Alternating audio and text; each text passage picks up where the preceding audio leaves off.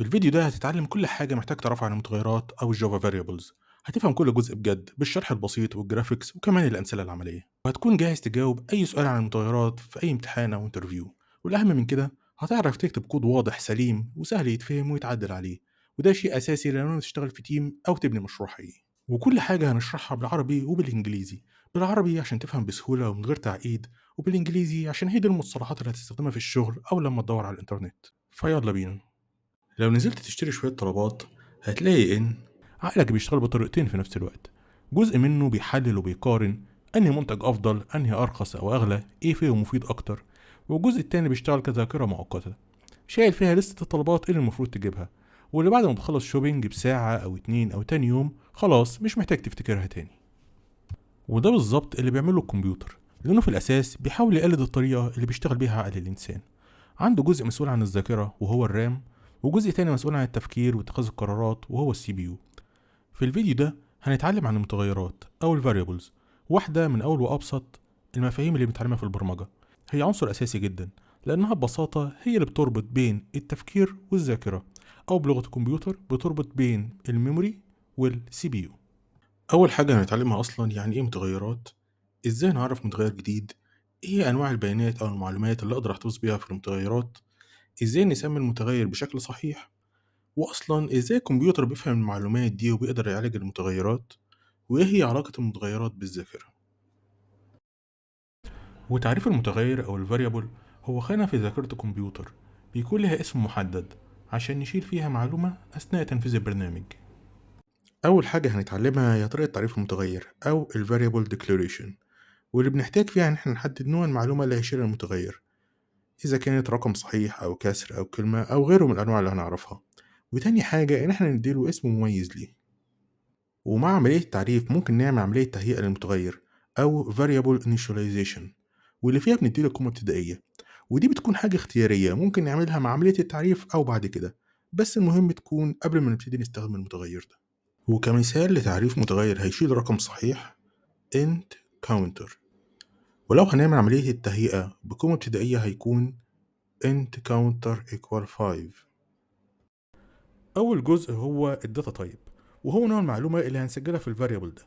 والأنواع الأساسية عندنا هي int، وده هنستخدمه لو هنسجل رقم صحيح زي عدد الطلبات اللي هنشتريها int items count equal 5. double، وده لو هنسجل كسر أو رقم عشري زي سعر الطلبات double items price equal 10.8. string، وده لو هنسجل أي نوع من الرموز وبيشمل الكلام والأرقام أو الرموز الخاصة زي الدولار ساين هاش ات.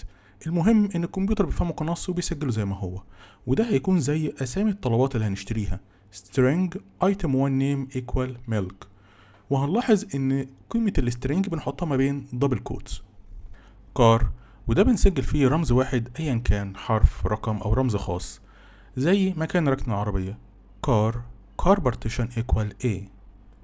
بوليان، وده بنسجل فيه قيمة بتكون true أو false، وده ببساطة بنستخدمه عشان نسجل فيه إجابة سؤال وبتكون بآه أو لأ، زي هندفع كاش ولا فيزا بوليان is cash used equal true. تاني جزء بيكون اسم الفاريبل، وده بيكون ليه بعض القواعد البسيطة زي إنه بيتكون من حروف أو أرقام أو أندرسكور أو دولار ساين بس. تاني حاجة ما ينفعش يبتدي برقم. تالت حاجة ما ينفعش يكون كيورد، والكي ووردز هي بعض الكلمات المحجوزة للغة الجافا نفسها زي كلاس public void، واللي هنعرفهم بالوقت كل ما بنتعلم أكتر في الجافا. آخر حاجة وأهم حاجة إنه بيكون كيس سنسيتيف. وكيس سنسيتيف يعني إن الكابيتال ليترز الحروف الكبيرة مختلفة عن السمول ليترز الحروف الصغيرة.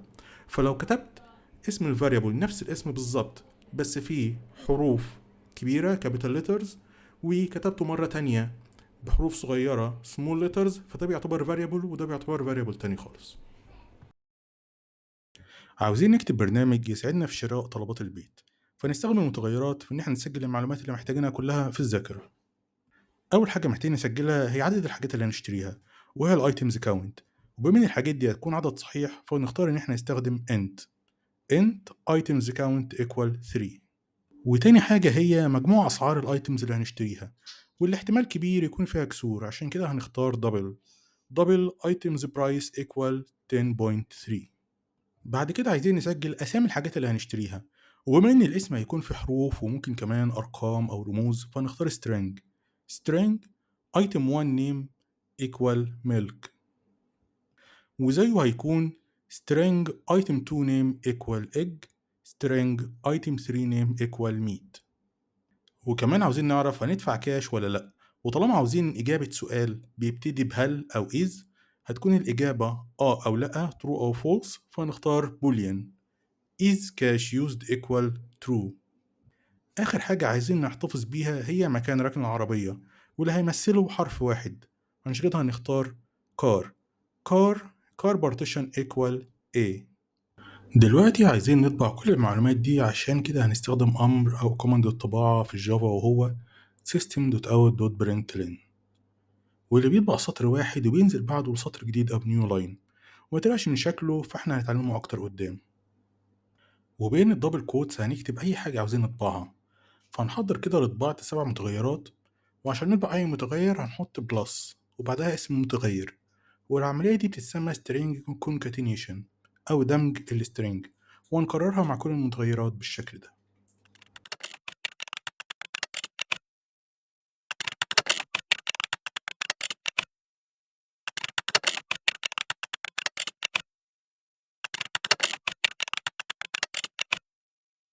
وأخيرا هنشغل البرنامج بتاعنا أو هنعمله رن، ونتيجة الطباعة هتظهر في الأوتبوت ويندو بالشكل ده. أقدر أقولك دلوقتي إنك بقيت بتفكر كمبرمج حقيقي، فاهم الأدوات اللي بتتعلمها وعارف إمتى تستخدمها وإزاي، وكتبت أول برنامج ليك بيتعامل مع ذاكرة الكمبيوتر. ودلوقتي عشان نفهم أكتر المتغيرات وإزاي بتتخزن في الذاكرة، تعالى نتفرج إزاي الكمبيوتر بيفهم العالم من حواليه وإزاي بيخزن المعلومات في الذاكرة. والكمبيوتر رغم كل التعقيد اللي بيحصل جواه، إلا إن في الحقيقة ما بيفهمش غير لغة بسيطة جدا مكونة من واحد وصفر بس.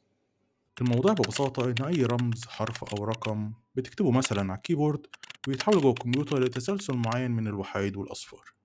العملية دي اسمها انكودينج أو الترميز، يعني تحويل المعلومة لصيغة الكمبيوتر يقدر يفهمها ويخزنها ويتعامل معاها. ونفس الفكرة بتحصل مع الصور.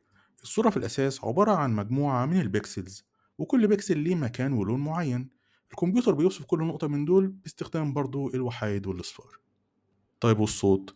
الصوت في الأصل عبارة عن مجموعة من النغمات أو الذبذبات، وكل نغمة برضو بتتوصف بنفس الطريقة بمجموعة من الوحيد والأصفار.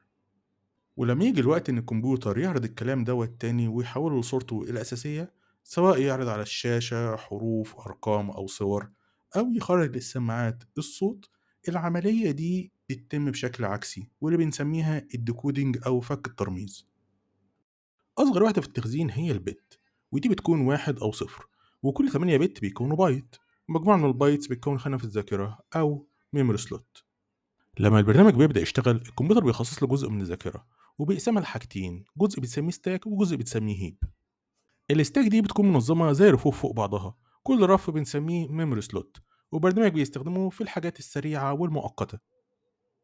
إنما الهيب دي بتبقى الذاكرة اللي البرنامج بيستخدمها لما يحب يخزن بيانات كبيرة ومعقدة. والهيب مش مرتبة أرفف زي الستاك، ولكن عبارة عن أشبه بمخزن كبير، كل حاجة بتتحط فيها بيكون لها عنوان معين في المخزن ده، وعشان كده الوصول لها بيكون أبطأ شوية. والداتا تايبس عموما بتكون نوعين.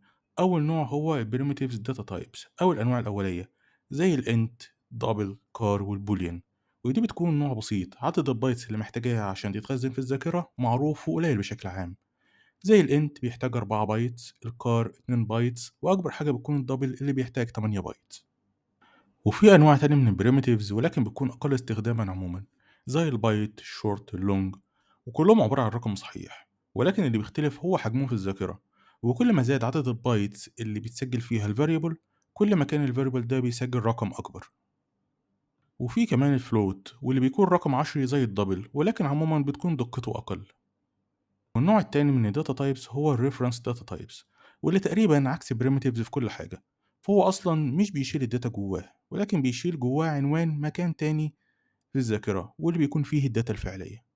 والجافا بتعمل كده لأن النوع ده بيستخدم في تخزين أنواع معقدة وكبيرة من الداتا، وكمان مش معروف حجمها هيكون قد إيه، عشان كده هو بيشيل بس عنوان الداتا دي، والداتا نفسها ممكن تتحط في أي مكان مناسب في الذاكرة، وكمان ممكن مكانها يتغير مع الوقت حسب ما حجمها بيتغير.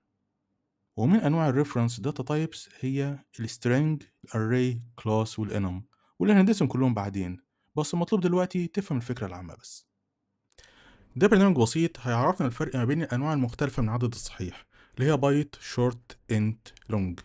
من كل نوع هنكريت تو variables أو متغيرين، واحد هيشيل أكبر قيمة في الرينج اللي ممكن يشيلها التايب ده، وواحد تاني هيشيل أقل قيمة في الرينج ممكن يشيلها التايب ده. فنعرف بايت بايت من، وبايت بايت ماكس. الأولاني هنديله أقل قيمة ممكن يشيلها البايت، ودي قيمة جاهزة في الجافا بتديها لنا، والتاني هنشيل فيه أكبر قيمة ممكن يديها لنا البايت. وبعد كده هنطبع الرينج دوت أو القيمتين دولت من المينيمم للماكسيمم. ونفس الكلام بالظبط هنعمله مع الشورت. هنكريت تو فاريبلز، الاولاني هنديله القيمه الجاهزه من الجافا اللي فيها اقل قيمه للشورت، والتاني هنديله القيمه الجاهزه في الجافا اللي فيها اكبر قيمه للشورت، ونبتدي نطبع الرينج ده. ونفس الكلام هنعمله مع الانت ومع اللونج. ويلا نرن البرنامج ونشوف النتيجه هتطلع ايه. لو شفنا الريزلت في الاوتبوت هنلاقي ان البايت رينج من ماينس 128 لحد 127، الشورت رينج كذلك، الانتجر رينج واللونج رينج. وده برنامج بيوضح المشكلة اللي ممكن تحصل لو حطينا في الفاريبل رقم خارج الرينج بتاعه. فاحنا عندنا البايت الرينج بتاعه عبارة عن من سالب 128 لحد 127، فهنا هنعرف فاريبل اسمه نمبر ونديله قيمة 127، وبعد كده هنجمع عليه واحد. اللاين دوت معناه ان انا عايز النمبر يساوي النمبر زائد واحد. فهل انت متوقع ان لما اطبع نمبر دلوقتي هيطلع فيه 128، ولا هيطلع فيه حاجة تانية؟ ويا ترى ايه هي؟ امم الرقم طلع سالب 128. طب ازاي؟ انا حاطط هنا 127 وبجمع عليها واحد، ازاي بقت سالب 128؟ الفكرة ان حصل مشكلة اسمها variable overflow، يعني لما بزود قيمة واحد على الماكسيمم فاليو للفاريبل ده، الفاريبل بيرجع يعد من جديد، بترجع تاني للمينيمم فاليو. طب لو كنت جمعت اتنين هيبقى كام؟ نجرب.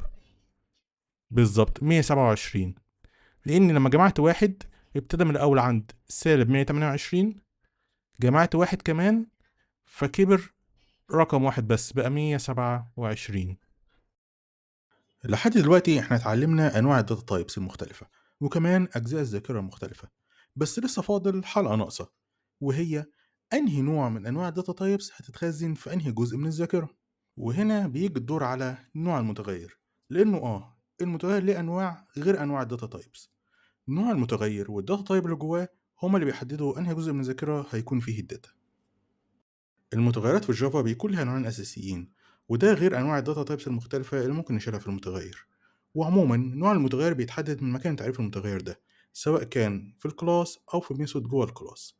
لو عرفناه في الكلاس فهو بيتسمى كلاس فيلد، وبيتخزن في الهيب مع الكلاس اوبجكت كله، وده هنتعلم بالتفصيل قدام في الكلاسز. والمكان التاني اللي يهمنا دلوقتي هو انه يتعرف في ميثود زي المين ميثود، وهنا الفاريبل ده بيتسمى لوكال فاريبل، ويتخزن في الستاك مدة محددة لحد الميثود ما تخلص شغلها وتنتهي. وهنا نوع الداتا تايب اللي شايل المتغير بيفرق، فلو كان بريمتيف داتا تايب فبيتسجل في الستاك مباشرة، زي ما قلنا الستاك بيتحط فيها الأنواع البسيطة اللي معروف حجمها.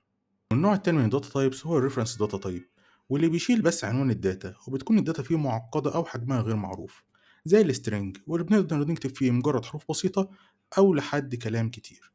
وهنا الداتا هتتحط في الهيب، لكن عشان الفاريبل ده متعرف في ميثود وكل الميثود فاريبلز بتتحط جوه الستاك بس، فعنوان الداتا هيتخزن في المتغير ده جوه الستاك، لكن الداتا نفسها هتكون موجودة في الهيب. لو حاسس انك متلخبط شوية ولسه مش قادر تربط الامور ببعضها، فعاوز اقولك ان ده طبيعي جدا. هتفهم اكتر لما نشرح دلوقتي الكود ولخص اللي اتعلمناه، وهتفهم اكتر واكتر لما نتعلم مواضيع تاني في الجافا زي الاريز والكلاسز وغيرها، من المواضيع المهمة جدا واللي فعلا ممتعة. ويلا نلخص العلاقة ما بين نوع المتغير نوع الداتا تايب اللي شايل المتغير، ونوع الميموري اللي هيتسجل فيه المتغير. عندنا أول حاجة اللوكال فاريبل، بيتعرف جوه ميثود زي المين ميثود. والداتا تايب اللي شايلها اللوكال فاريبل ممكن تكون حاجة من اتنين: يا داتا تايب بريميتيف أولية، يا داتا تايب ريفرنس مرجعية. لو داتا تايب أولية فتتخزن دايركت في الستاك. لو كانت الداتا تايب ديت ريفرنس أو مرجعية فبتتكون من جزئين: عنوان المعلومة اللي شايلها الفاريبل، وجسم المعلومة اللي بيبقى متخزن في مكان تاني. عنوان المعلومة هيكون موجود في الستاك، وجسم المعلومة هيكون موجود في الهيب، والفاريبل شايل عنوان المعلومة اللي في الهيب. وتاني حاجة عندنا الكلاس فيلد، وهو بيبقى فاريبل متعرف جوه كلاس. والداتا طيب اللي شايل الفاريبل ده ممكن تكون بريميتيف أولية، وفي الحالة ديت بتكون جزء من الكلاس، والكلاس كله بالداتا تايب دي بيتخزن جوه الهيب. والاحتمال التاني إن هي تكون مرجعية، فيها جزء معلومة وجزء بادي. المعلومة بتتخزن جوه الكلاس في الهيب، لكن البادي بتاع المعلومة بيتخزن في مكان تاني في الهيب. والمعلومة فيها العنوان اللي بيشاور على المكان بتاع الداتا بادي. الكود ده بيبين الفرق ما بين نوعين الفاريبلز اللي أخدناهم: الكلاس فيلد فاريبل واللي بيكون متعرف جوه جسم الكلاس، والميثود فاريبل أو اللوكال فاريبل واللي بيكون متعرف جوه جسم الميثود. هنا عرفت تو فاريبلز جوه المين كلاس اللي عندي: واحد من نوع int وده هيكون primitive type، واحد من نوع string وده هيكون reference type. وعملت ميثود جديدة اسمها show. هنعرف أكتر عن الميثودز والكلاسز قدام، بس عايزك تعرفوا عن الميثود إن هي ببساطة عبارة عن مجموعة من الأكواد، بلوك من الكود بقدر أجمعها مع بعض وأنده الميثود دي، فالكود اللي جواها يحصل له عملية ران أو يشتغل. فهنا عرفت الميثود اسمها show، وعرفت جواها two variables: واحد من نوع int هيكون برضو primitive، وواحد من نوع string اللي هيكون برضو reference type. ولا نشغل البرنامج ونشوف عملية الطباعة اللي هتحصل.